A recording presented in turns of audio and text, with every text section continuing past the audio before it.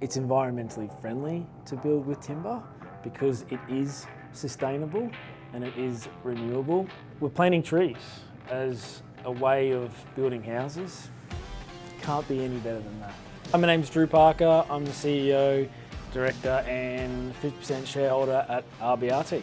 RBRT was started in 1988 by my father, so it's been a family business and continues to, a second generation. We supply timber framing components to the southeast Queensland market, and we supply roof trusses, wall frames, engineered floor systems and posi floor systems. We like to get involved in the design and the engineering and try and optimise the design, make it as cost effective as possible, but then also as strong as possible for the customer. Redland Bay Roof Trusses, believe it or not, started in Cleveland. It's always been a Redlands-based fabrication facility.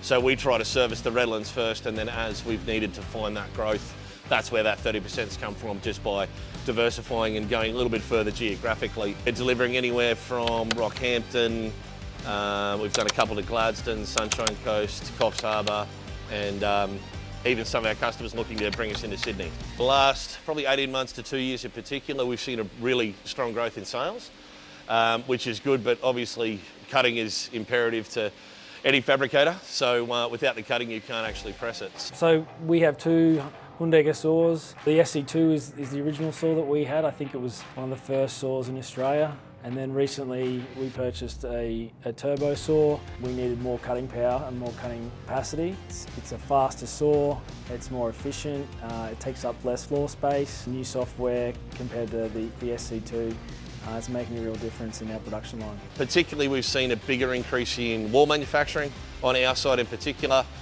So the marking capabilities, being able to stack 4 members of the same, being able to cut them all together has made a huge difference to our cutting to get through our wall framing machines. Likewise, we do a lot of commercial and exposed jobs, angles, depth of timber, even width of timber. The other saws can't really cope the same as the turbo.